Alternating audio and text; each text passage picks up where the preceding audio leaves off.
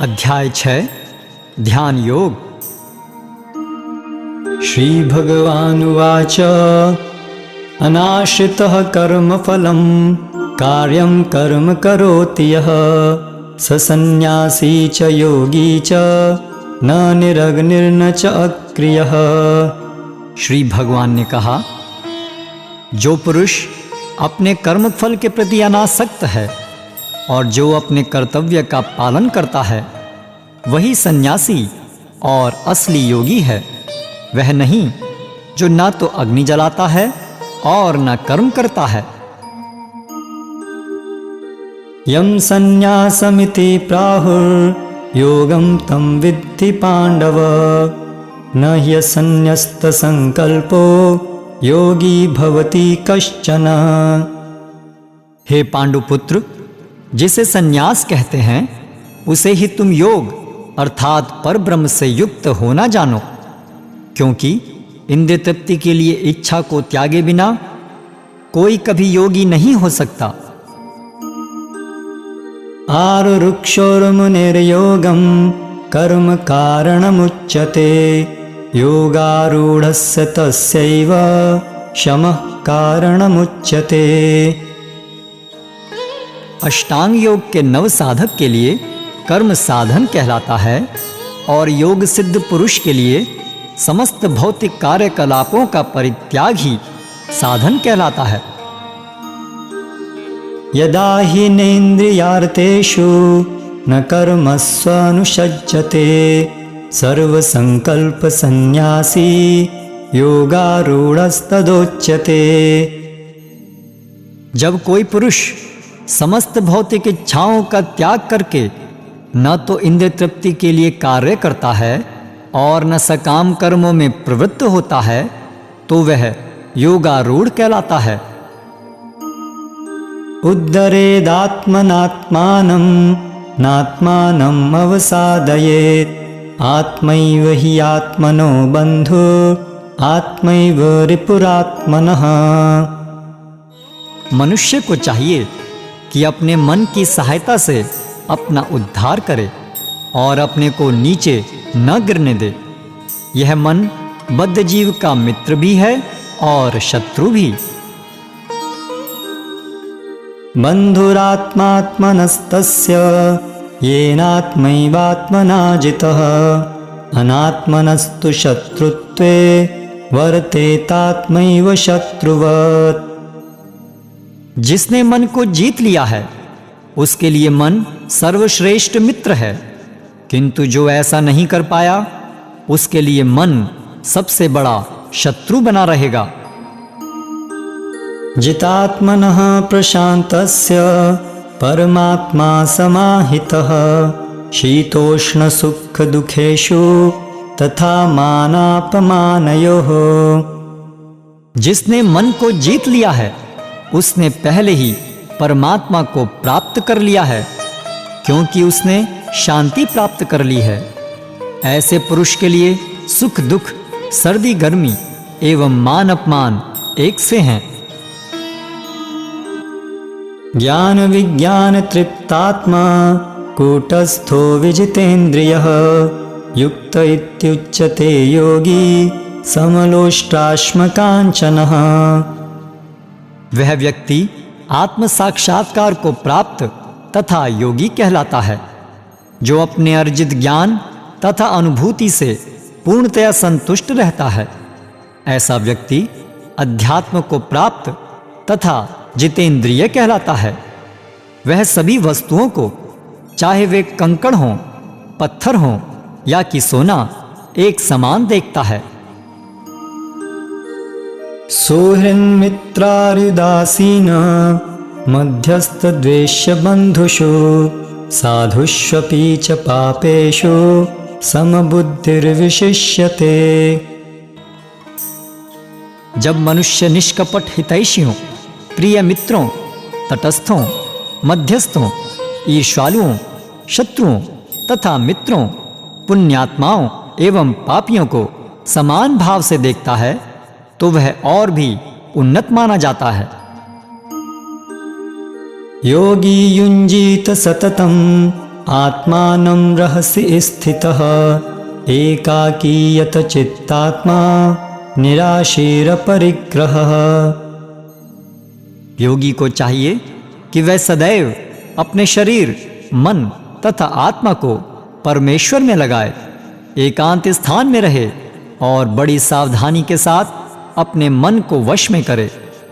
उसे समस्त आकांक्षाओं तथा संग्रह भाव की इच्छाओं से मुक्त होना चाहिए। शुचौ देशे प्रतिष्ठाप्य स्थिरम् आसनमात्मनः नात्युच्छ्रितं नातिनीचं चैलाजिनकुशोत्तरम् तत्रैकाग्रं मनः कृत्वा यत् चित्तेन्द्रियैक्रियः उपविश्यासने युञ्ज्यात् योगमात्मविशुद्धये। योगाभ्यास के लिए योगी एकांत स्थान में जाकर भूमि पर कुशा बिछा दे और फिर उसे मृगछाला से ढके तथा ऊपर से मुलायम वस्त्र बिछा दे। आसन न तो बहुत ऊंचा हो न बहुत नीचा, यह पवित्र स्थान में स्थित हो। योगी को चाहिए कि इस पर दृढ़ता पूर्वक बैठ जाए और मन, इंद्रियों तथा कर्मों को वश में करते हुए तथा मन को एक बिंदु पर स्थिर करके हृदय को शुद्ध करने के लिए योगाभ्यास करे। समं कायशिरो ग्रीवं धारयन्नचलं स्थिरः सम्प्रेक्ष्य नासिकाग्रं स्वं दिशश्चानवलोकयन् प्रशान्तात्मविगतभिः ब्रह्मचारी व्रते स्थितः मनः संयम्य मच्चित्तो युक्त आसीत मत्परः। योगाभ्यास करने वाले को चाहिए कि वह अपने शरीर, गर्दन तथा सिर को सीधा रखे और नाक के अगले सिरे पर दृष्टि लगाए। इस प्रकार वह अविचलित तथा दमित मन से, भय रहित, विषयी जीवन से पूर्णतया मुक्त होकर अपने हृदय में मेरा चिंतन करे और मुझे ही अपना चरम लक्ष्य बनाए। युञ्जनेवं सदात्मानं योगी नियतमानसः शान्तिं निर्वाण परमां मत्संस्थानमधिगच्छति। इस प्रकार शरीर, मन तथा कर्म में निरंतर संयम का अभ्यास करते हुए संयमित मन वाले योगी को इस भौतिक अस्तित्व की समाप्ति पर भगवत धाम की प्राप्ति होती है। नात्यश्नतस्तु योगोऽस्ति न चैकान्तमनश्नतः न चाति स्वप्नशीलस्य जागृतो नैव चार्जुन। हे अर्जुन, जो अधिक खाता है या बहुत कम खाता है, जो अधिक सोता है अथवा जो पर्याप्त नहीं सोता, उसके योगी बनने की कोई संभावना नहीं है। युक्ताहार विहारस्य युक्तचेष्टस्य कर्मसु युक्त स्वप्नावबोधस्य योगो भवति दुःखः। जो खाने, सोने, आमोद प्रमोद तथा काम करने की आदतों में नियमित रहता है, वह योगाभ्यास द्वारा समस्त भौतिक क्लेशों को नष्ट कर सकता है। यदा विनियतं चित्तम् आत्मन्नेवावतिष्ठते निःस्पृहः सर्वकामेभ्यो युक्त इत्युच्यते तदा। जब योगी योगाभ्यास द्वारा अपने मानसिक कार्यकलापों को वश में कर लेता है और अध्यात्म में स्थित हो जाता है, अर्थात समस्त भौतिक इच्छाओं से रहित हो जाता है, तब वह योग में सुस्थिर कहा जाता है। यथा दीपो निवातस्थो नेङ्गते सोपमा स्मृता योगिनो यत चित्तस्य युञ्जतो योगमात्मनः। जिस प्रकार वायु रहित स्थान में दीपक हिलता डुलता नहीं, उसी तरह जिस योगी का मन वश में होता है, वह आत्म तत्व के ध्यान में सदैव स्थिर रहता है। यत्रो परमेते चित्तं निरुद्धं योगसेवया यत्र चैवात्मनात्मानं पश्यन्नात्मनि तुष्यति सुखम् आत्यन्तिकं यत्तत् बुद्धिर्ग्राह्यमतीन्द्रियं वेत्ति यत् न चैवायं स्थितश्चलति तत्त्वतः यं लब्ध्वा चापरं लाभं मन्यते नाधिकं ततः यस्मिन् स्थितो न दुःखेन गुरुणापि विचाल्यते तं विद्यात् दुःखसंयोग वियोगं योगसंज्ञितम्। सिद्धि की अवस्था में जिसे समाधि कहते हैं, मनुष्य का मन योगाभ्यास के द्वारा भौतिक मानसिक क्रियाओं से पूर्णतया संयमित हो जाता है। इस सिद्धि की विशेषता यह है कि मनुष्य शुद्ध मन से अपने को देख सकता है और अपने आप में आनंद उठा सकता है। उस आनंदमयी स्थिति में वह दिव्य इंद्रियों द्वारा असीम दिव्य सुख में स्थित रहता है। इस प्रकार स्थापित मनुष्य कभी सत्य से विपथ नहीं होता और इस सुख की प्राप्ति हो जाने पर वह इससे बड़ा कोई दूसरा लाभ नहीं मानता। ऐसी स्थिति को पाकर मनुष्य बड़ी से बड़ी कठिनाई में भी विचलित नहीं होता। यह निस्संदेह भौतिक संसर्ग से उत्पन्न होने वाले समस्त दुखों से वास्तविक मुक्ति है। सनिश्चयेन योक्तव्यो योगो अनिर्विण्णचेतसा संकल्पप्रभवान् कामान् त्यक्त्वा सर्वान् शेषतः मनसैवेन्द्रियग्रामं विनियम्य समन्ततः। मनुष्य को चाहिए कि संकल्प तथा श्रद्धा के साथ योगाभ्यास में लगे और पथ से विचलित न हो। उसे चाहिए कि मनोधर्म से उत्पन्न समस्त इच्छाओं को निरपवाद रूप से त्याग दे और इस प्रकार मन के द्वारा सभी ओर से इंद्रियों को वश में करे। शनैः शनैरूपरमेत् बुद्ध्या धृतिगृहीतया आत्मसंस्थं मनः कृत्वा न किंचिदपि चिंतयेत्। धीरे धीरे क्रमशः पूर्ण विश्वास पूर्वक बुद्धि के द्वारा समाधि में स्थित होना चाहिए और इस प्रकार मन को आत्मा में ही स्थित करना चाहिए तथा अन्य कुछ भी नहीं सोचना चाहिए।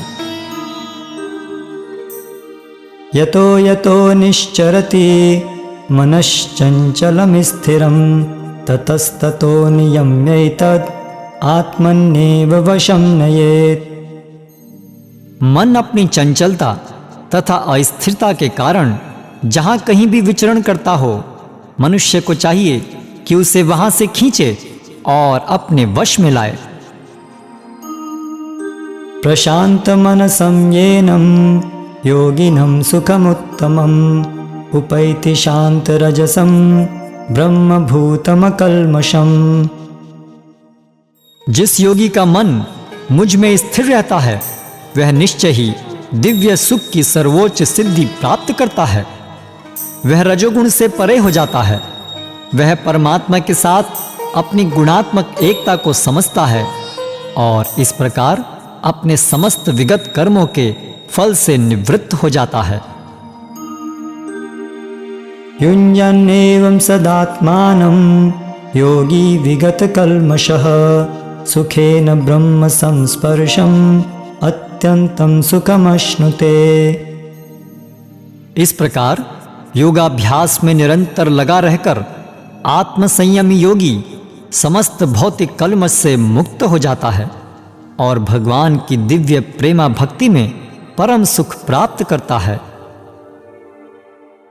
सर्वभूतस्थमात्मानं सर्वभूतानि चात्मनि ईक्षते योगयुक्तात्मा सर्वत्र समदर्शनः।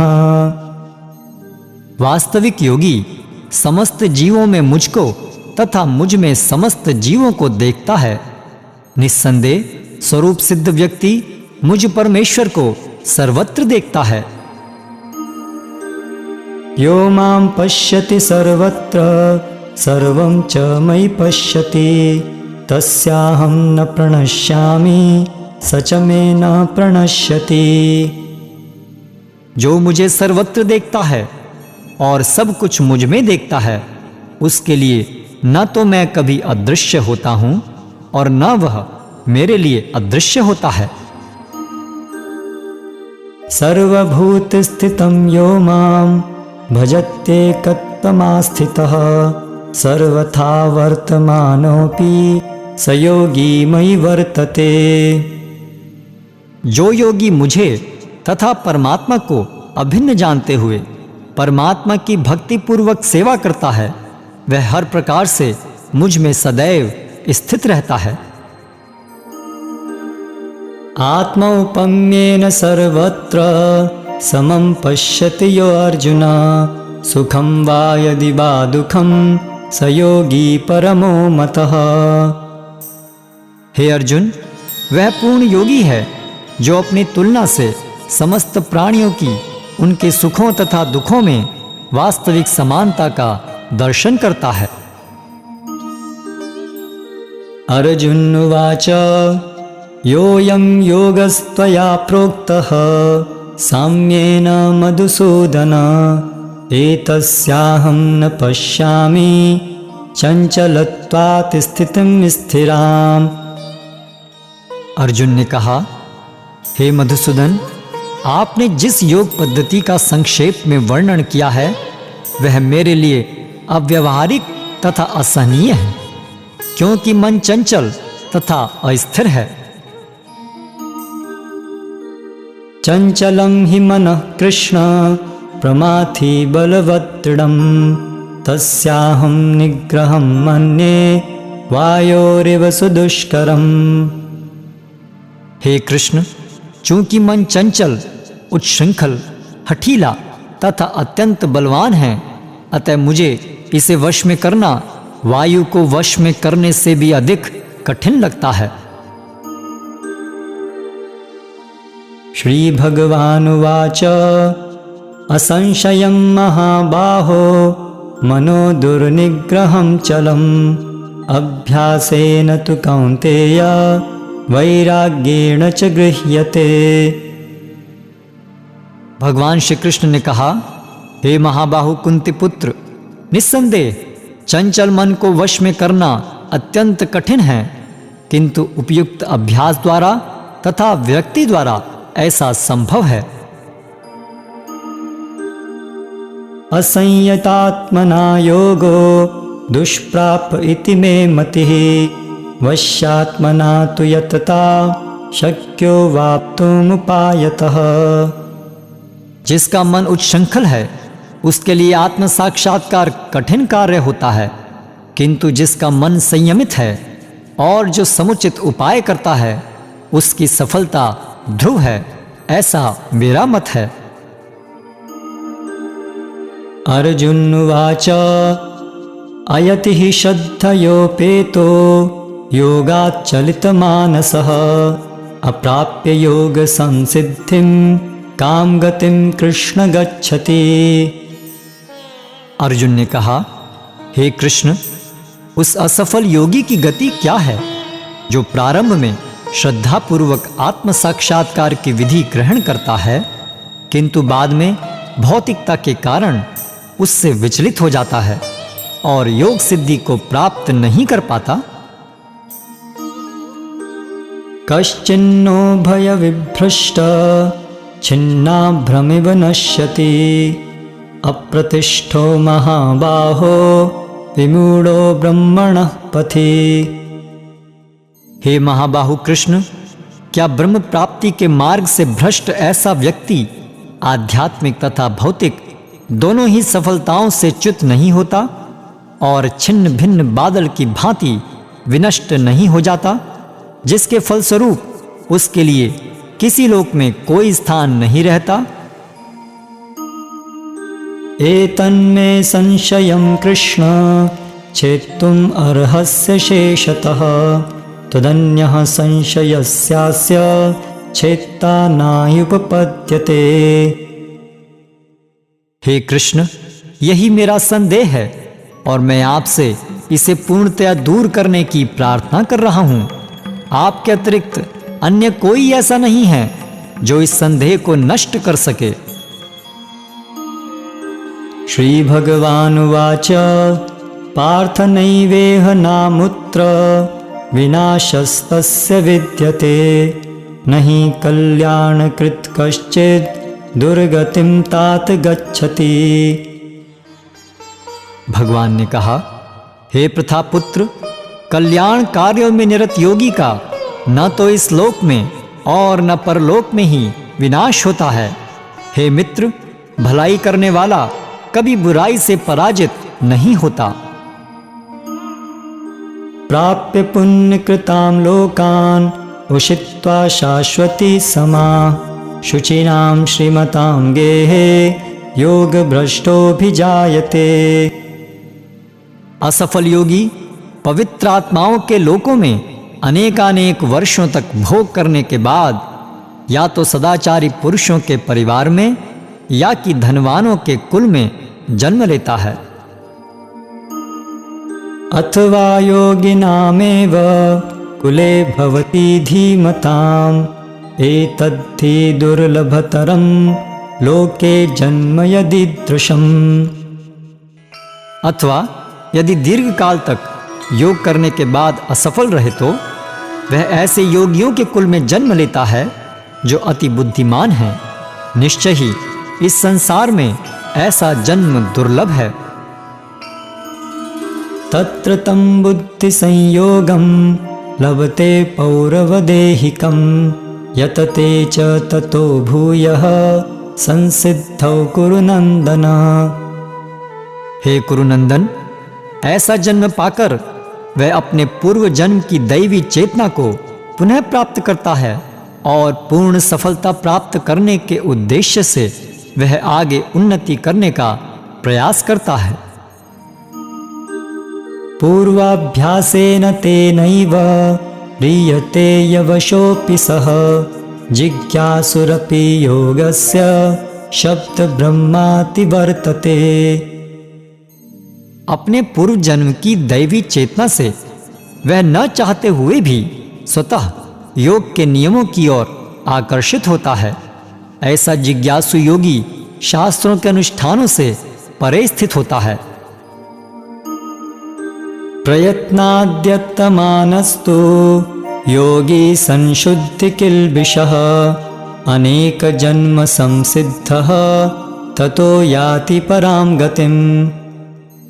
और जब योगी समस्त कलमश से शुद्ध होकर सच्ची निष्ठा से आगे प्रगति करने का प्रयास करता है तो अंततो गत्वा अनेकानेक जन्मों के अभ्यास के पश्चात सिद्धि लाभ करके वह परम गंतव्य को प्राप्त करता है। तपस्विभ्योऽधिको योगी ज्ञानिभ्योऽपि मतोऽधिकः कर्मिभ्यश्चाधिको योगी तस्मात् योगी भवार्जुन। योगी पुरुष तपस्वी से, ज्ञानी से तथा सकाम कर्मी से बढ़कर होता है। अतः हे अर्जुन, तुम सभी प्रकार से योगी बनो। योगिनामपि सर्वेषां मत्गतेनान्तरात्मना श्रद्धावान् भजते यो मां समे युक्ततमो मतः। और समस्त योगियों में से जो योगी अत्यंत श्रद्धापूर्वक मेरे परायण हैं, अपने अंतःकरण में मेरे विषय में सोचता है और मेरी दिव्य प्रेमा भक्ति करता है, वह योग में मुझसे परम अंतरंग रूप से युक्त रहता है और सबों में सर्वोच्च है। यही मेरा मत है।